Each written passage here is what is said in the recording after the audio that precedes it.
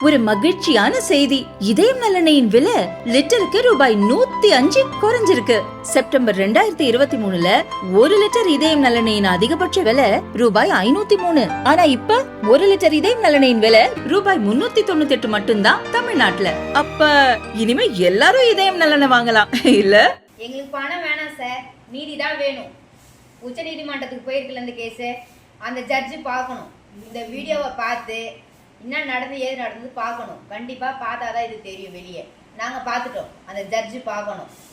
பார்த்து என் குழந்தைக்கு இதாச்சுன்னு அவரே சொல்லணும்.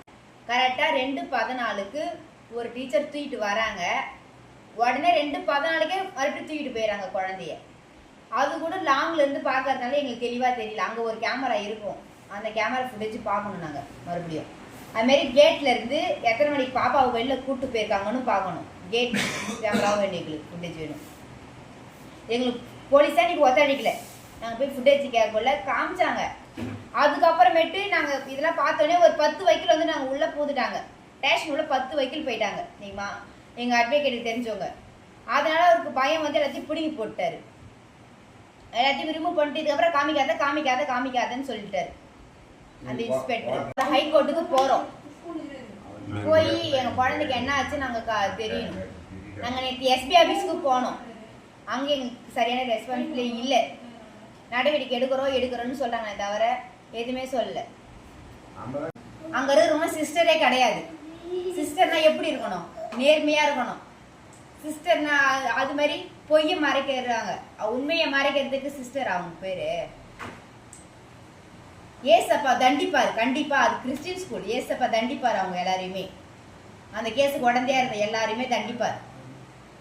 குழந்தைக்கு என்ன ஆச்சு?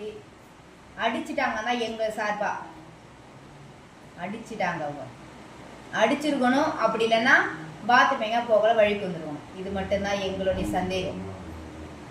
ஆனால் பாத்ரூம் போகிற வழியில் ஒரு கேமரா இருக்குது, அதை நானே பார்த்துருக்கேன். அந்த கேமராவோட ஃபுட்டேஜ் பார்த்தா தெளிவாக தெரிஞ்சிடும். என்ன நடந்தது ஏது நடந்தது எல்லாமே தெரிஞ்சிடும். அந்த கேமரா காணும், அதை கைட்டாங்க. 5 கேமரா மிஸ் ஆகுது. அந்த 5 கேமரா தான் தெரிஞ்சிடும். போலீஸ் ஸ்டேஷனில் 32 கேமரா தான் கொடுத்துருக்காங்க. 37 கேமரா டோட்டல் ஸ்கூலில் 37 கேமரா தான் 32 தான் கொடுத்துருக்காங்க. அவங்க அங்கே இருக்கிற டாக்டரே சொல்கிறாங்க செப்டி டேங்கில் உந்த குழந்தைன்னு கேட்குறாங்க. ஒரு நாத்தம் இல்லை, ஒன்றுமே இல்லை. அப்புறம் எப்படி செப்டி டேங்கில் விழும்? நீ விழுந்து காமி, நீ அப்படியே வா. வாசனை எதுவுமே இல்லைன்னா நீ செப்டி டேங்கில் விழுந்த நான் இது பண்ணுறேன், நீ விழு. அந்த 3 பேர் இது ஜாமீன் இருக்காங்க. அவங்க 3 பேர் யாராவது விழ சொல்லுங்க அந்த செப்டி டேங்கில். 7 அடி செப்டி டேங்க்கு. இந்த நீட்டு கம்பி வச்சு எடுத்தாங்களாம் குழந்தைய. இவ்வளோ நீட்டு தான் காமிக்கிறாங்க எங்ககிட்ட போலீஸ் ஸ்டேஷனில். இந்த கம்பி வச்சு எடுத்தாங்களா 7 அடியில். அப்போ இறங்கி எடுத்தாங்களா? யார் இறங்கி எடுத்தா? அந்த டிரைவர் கோபாலை கூப்பிட்டு விசாரிக்கணும் போலீஸ் ஸ்டேஷனில். அப்புறம் என்னை 1:30 மணி to 1:45 ஒரு டிரைவர் வந்து கேட்டு போனார். உங்கள் பொண்ணு எங்கன்னு வந்து என்னை கேட்டார். அவரையும் கூப்பிட்டு விசாரிக்கணும். அவர் வந்து சம்மந்தமே நம்ம ஏன் வந்து என் பொண்ணை கேட்கணும்?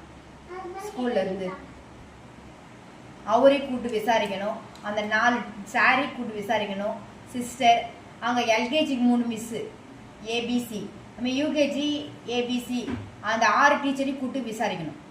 அவங்க 6 பேருமே அந்த கேஸுக்கு உடந்தையாக இருந்தாங்க. அவங்க எல்லாரையுமே கூப்பிட்டு விசாரிக்கணும். கீழே இருக்கிறவங்களுக்கு தெரியாது, மேலே இருந்த டீச்சர்ஸ் அகைன் தெரிஞ்சது 11th 12th அவங்களாம் இருக்கிறாங்க. அப்போ கீழே இருந்தவங்களும் இருப்பாங்கல்ல அந்த இதுவில் கேஸுக்கு உடந்தையா. அவங்க எல்லாருமே கூப்பிட்டு விசாரிக்கணும். பேர் போய் லிஸ்ட் நான் கொடுத்துருக்கேன், கண்டிப்பாக விசாரிக்கணும் அவங்க.